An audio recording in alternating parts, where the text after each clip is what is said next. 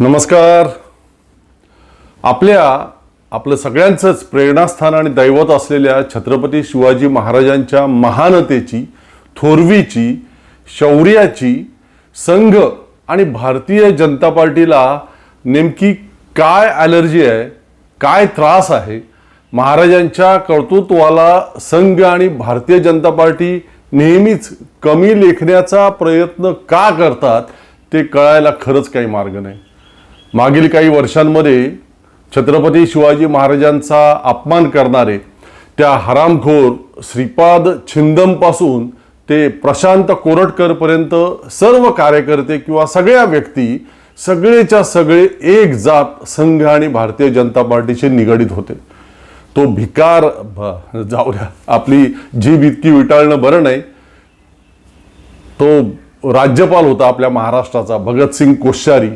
त्याने तर छत्रपती शिवाजी महाराजांपेक्षा नितीन गडकरी भारी असा शोध लावला होता. तो RSSशीच निगडीत असलेला अभिनेता राहुल सोलापूरकर आपल्या महाराजांच्या बुद्धिचातुर्याला, धाडसाला कमी लेखून आग्र्याहून महाराज लाच देऊन सुटले असं बोलला होता. तो एक बुद्धिदरिद्री नट शरद पोंक्षे अशाच प्रकारच्या महाराजांच्या धाडसाचं आणि कर्तृत्वाचं श्रेय त्या रामदास स्वामींना वगैरे देत असतो कायम. आपले महाराष्ट्राचे थोर मुख्यमंत्री देवेंद्र फडणवीस मागे बोलले होते की शिवाजी महाराजांनी सुरत कधी लुटलीच नव्हती, ते सुरत लुटण्यासाठी काही तिकडे गेले नव्हते.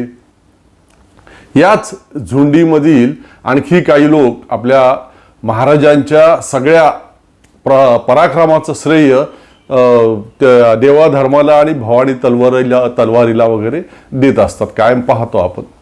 खरं तर हे सगळे महामूर्ख लोक आहेत. छत्रपती शिवाजी महाराजांनी चार शाह्यांना खिळखिळं केलं, त्यातील काहींना तर पूर्ण संपवून टाकलं. ते आपल्या धाडसाच्या, बुद्धिचातुर्याच्या, संघटन कौशल्याच्या जोरावरती, आपल्या उरातील हिमतीच्या बळावर, आपल्या मनगटातील शौर्याच्या जीवावरती, त्यांच्यावरती जीव ओवाळून टाकणाऱ्या मावळ्यांच्या आणि 18 पगड जाती धर्मातील निष्ठावंत सहकार्यांच्या साथीने आणि आपल्या माता पित्यांच्या मार्गदर्शनाने आणि आशीर्वादाने त्यांच्या कर्तृत्वाचं माप दादोजी कोंडदेवांच्या, रामदास स्वामींच्या किंवा भवानी तलवारीच्या वगैरे पारड्यात घालणं हा शुद्ध हलकटपणा आहे या लोकांचा. छत्रपती शिवाजी महाराजांचे गुरु आणि मार्गदर्शक केवळ आणि केवळ राजमाता जिजाऊ मासाहेब आणि शहाजी राजे हेच होते, अन्य कुणीही नाही. शोभाराजांचं सगळं प्रशिक्षण, त्यांच्यावर झालेले सगळे संस्कार या दोघांकडूनच आले, अन्य कुणाकडूनही नाही.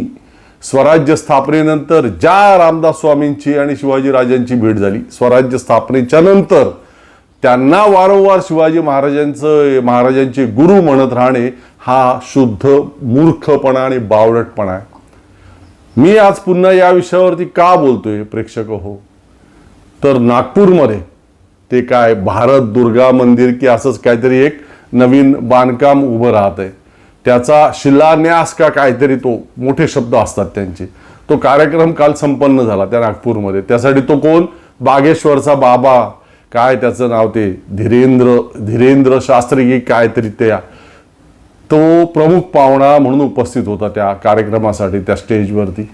आणि तिथे नीट ऐका, कोण कोण होते, देवेंद्र फडणवीस, मोहन भागवत, नितीन गडकरी वगैरे सगळे मान्यवर होते. आणि त्या सगळ्यांसमोर तो बागेश्वरचा भोंदू बाबा काय बोलला आणि त्याने आपल्या छत्रपती शिवाजी महाराजांविषयी किती फेकाफेक केली ते सगळं प्रथम ऐका. संतापजनक आहे पण ऐका, मग बोलू आपण त्या विषयावरती.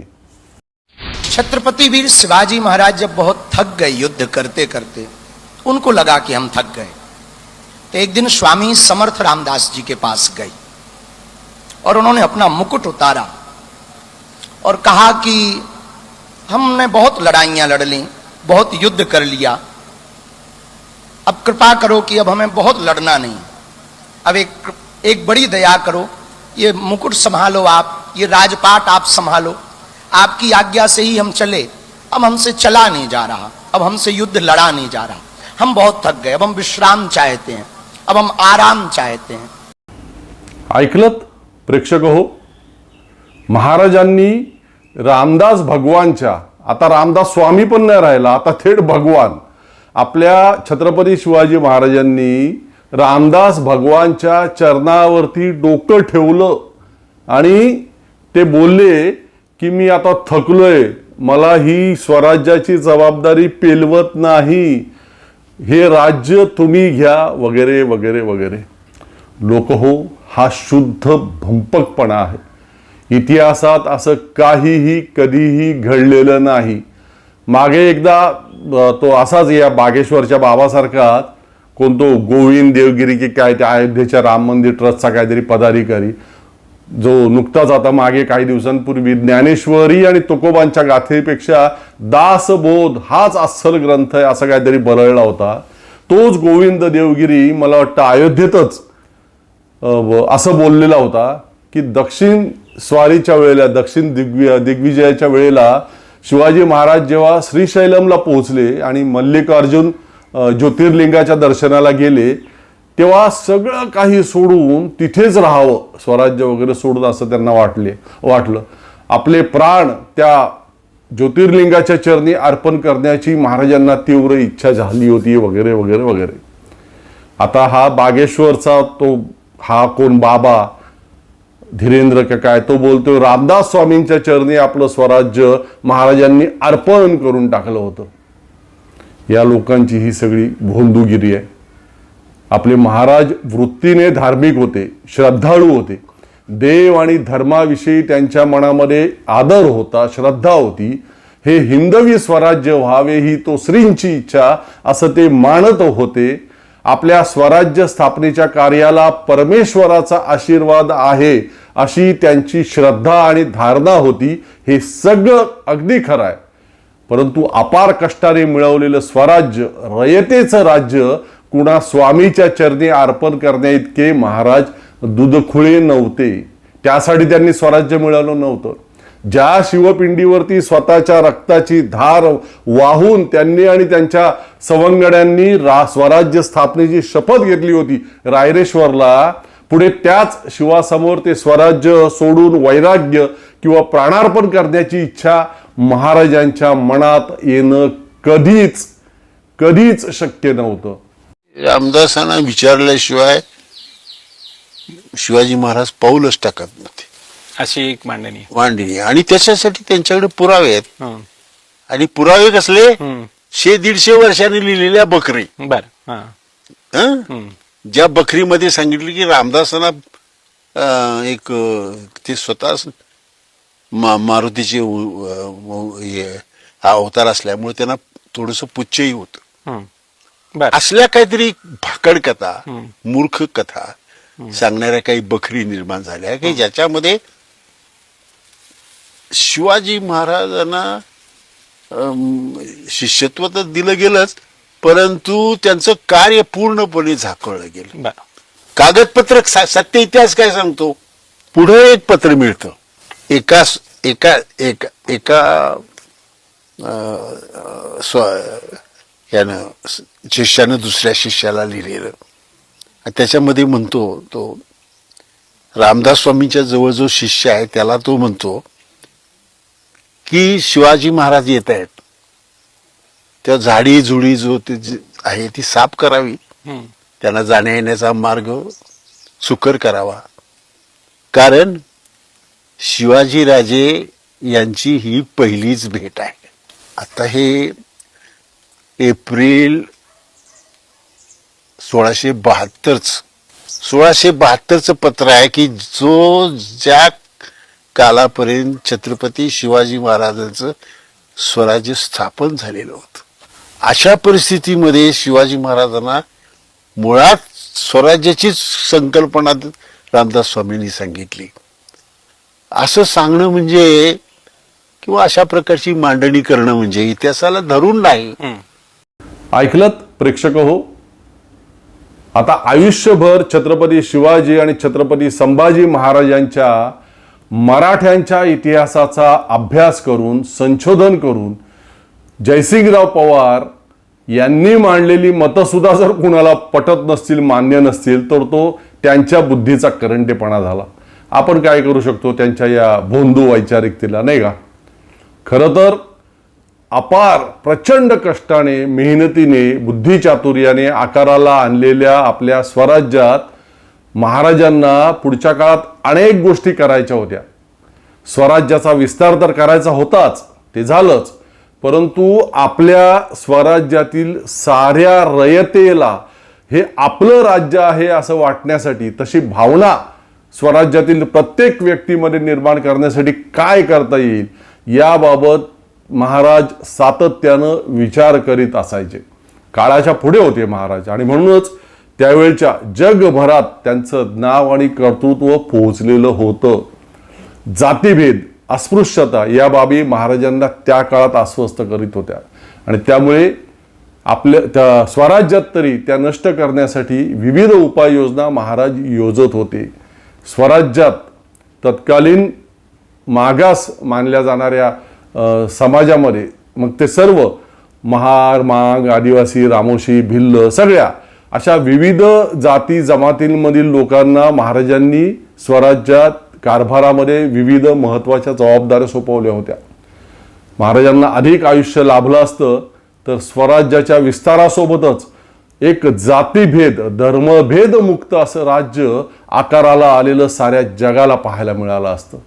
दुर्दैवानं आपल्या महाराजांना अल्प आयुष्य लाभलं आणि त्यांना करावयाच्या त्यांच्या मनातील अनेक बाबी तशाच राहून गेल्या याचे काही संदर्भ आहेत. परंतु ज्यांच्या मनात भविष्य काळात करण्याच्या अनेक गोष्टींची यादी तयार आहे असा युगपुरुष मिळवलेल्या राज्याला, जो रयतेचं राज्य आधीच मानित होता, ते स्वतःच्या मालकीचं आहे असं मुळात मानितच नव्हता, तो युगपुरुष कसा काय ते राज्य एखाद्या स्वामीच्या चरणावरती वगैरे अर्पण करेल? साधा तर्क आहे ना हा. भंपक आणि भोंदू लोकांची, उथळ लोकांची सद्दी सुरू आहे आता आपल्या राज्यात आणि देशात सुद्धा मागील 10-12 वर्षांपासून. आणि त्यामुळे आपल्या युगपुरुषांच्या थोर व्यक्तिमत्वांचा, खऱ्या संतांचा अवमान सातत्यानं सुरू आहे. हाच बागेश्वरचा बाबा मागे एकदा पुण्यात आला होता.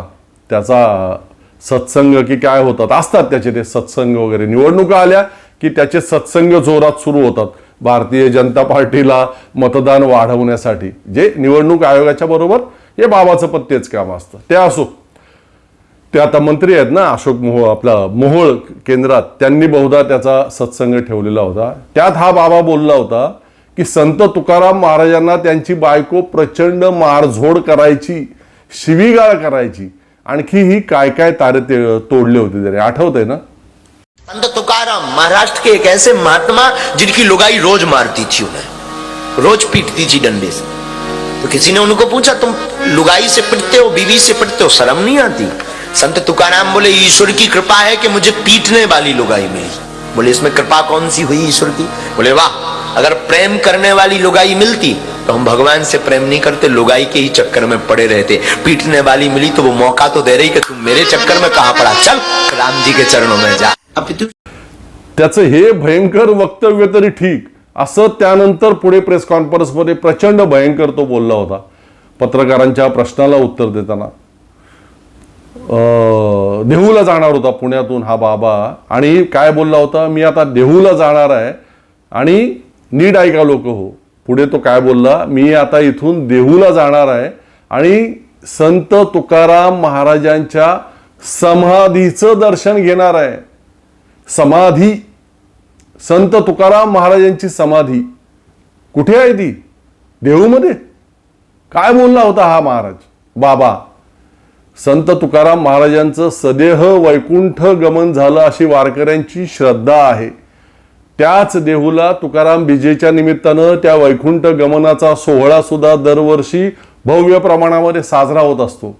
आणि हा भोंदू बाबा जेव्हा म्हणतो की मी तुकाराम महाराजांच्या समाधीचं दर्शन घ्यायला जाणार आहे देहूला, तेव्हा वारकरी माधवाच्या भावना दुखावत नाहीत का? दुखावत नाहीत. आमच्यासारखे बुद्धिप्रामाण्यवादी लोक जेव्हा संत तुकाराम महाराजांच्या वैकुंठ गमनाविषयी काही तार्किक मत मांडतात तेव्हा काही वारकऱ्यांच्या भावना खवळतात, काही महाराजांच्या भावना खवळतात, आमच्या विरोधात आकांड तांडव करतात ते लोक. आणि मग हा बाबा तुकाराम महाराजांची समाधी असा शब्दप्रयोग जेव्हा वापरतो, उल्लेख करतो, तेव्हा हे वारकरी का खवळत नाहीत? तेव्हा त्यांचं डोकं का फिरत नाहीत? तेव्हा ते पोलीस केस करायला का नाही जात याच्यावर?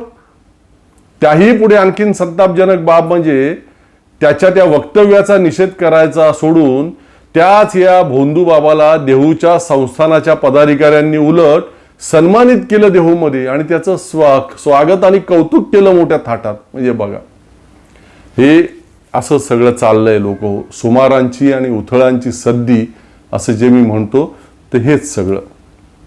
आपल्या देशाच्या सरन्यायाधीश पदावरून निवृत्त झालेले एखादे सरन्यायाधीश जर अशा चमत्कारी, धर्मांधता पसरवणाऱ्या, अंधश्रद्धेला खतपाणी घालणाऱ्या बाबाच्या दरबारामध्ये जाऊन नतमस्तक होत असतील तर मग अल्पशिक्षित किंवा अडाणी जनतेला आपण तरी काय दोष देणार ना? काय बोलणार आपण त्यांना? महामानव डॉक्टर बाबासाहेब आंबेडकरांचा वारसा सांगतात हे आपले माजी सरन्यायाधीश भूषण गवई साहेब. आणि अशा भोंदू बाबांच्या चरणी जाऊन, त्यांच्या आश्रमात जाऊन नतमस्तक होतात. महामानव बाबासाहेबांना हे पाहून काय वाटलं असेल? अर्थात त्याचा विचार जर यांनी केला असता तर हे तिकडे गेलेच नसते म्हणा. कोणत्याही न्यायाधीशाने, आणि त्यातही विशेषतः सरन्यायाधीशाने बुद्धिप्रामाण्यवादी, विज्ञानवादी, निधर्मी दृष्टिकोन बाळगणं आवश्यक असतं. किमान तशी अपेक्षा असते त्यांच्याकडून. तुम्ही तुमच्या आराध्य दैवताला जरूर माना, त्याची पूजा अर्चा करा, आपल्या आदर्श संतांना माना, कुणाची काहीच हरकत असण्याचा अर्थातच कारणच नाही. तो अधिकार आहे तुम्हाला सुद्धा सरन्यायाधीश असले तरी. परंतु भोंदूगिरी करणाऱ्या, धर्मांधता पसरवणाऱ्या, चमत्काराचे दाखले देणाऱ्या एखाद्या बाबाच्या दरबारामध्ये तुम्ही हजेरी लावाल तर मग तुमच्या विवेक बुद्धीवर आणि वैचारिकतेवरती आमच्यासारख्यांना शंका वाटणारच ना, आणि आम्ही ती घेणारच ना. खरं तर हा एक वेगळा आणि स्वतंत्र विषय आहे आणि खरंच सविस्तर बोलायला पाहिजे आपण त्यावरती. कारण बऱ्याच वर्षांनी महाराष्ट्राच्या मातीमधील 2 मराठी माणसं लागोपाठ आपल्या देशाचे सरन्यायाधीश झाले. मात्र दोघांनीही महाराष्ट्राची आणि मराठी जनतेची निराशा केली. बोलायला हवं आणि खरंच बोलूया लवकरच याबाबत आपण सविस्तर. परंतु त्याआधी ते कंटेंट ऑफ कोर्ट, न्यायालयाचा किंवा न्यायपालिकेचा अपमान वगैरे ती बाजू नीट मला तज्ज्ञांकडून समजून घ्यावी लागेल. अन्यथा ते काहीतरी कारवाई करायची आणि द्यायचे मला आतमध्ये टाकून. ते काय हल्ली सोपं झालेलं आहे ना. असो, जरी महाराष्ट्र दिन 1 मे तोंडावरती आलेला असला तरीही शिवाजी महाराजांची आठवण आता काढू नका. तरीही महाराष्ट्र धर्माची आठवण आता काढू नका. दादोजी कोंडदेवला आठवा, रामदास स्वामीला आठवा आणि बागेश्वर बाबा की जय बोला. छत्रपती शिवरायांचं नाव घेण्याच्या लायकीचा, त्या पात्रतेचा हा महाराष्ट्र आता राहिलेला नाही. इथेच थांबतो. जय महाराष्ट्र नाही नाही नाही नाही, जय शिवराय नाही नाही नाही नाही नाही, जय बागेश्वर.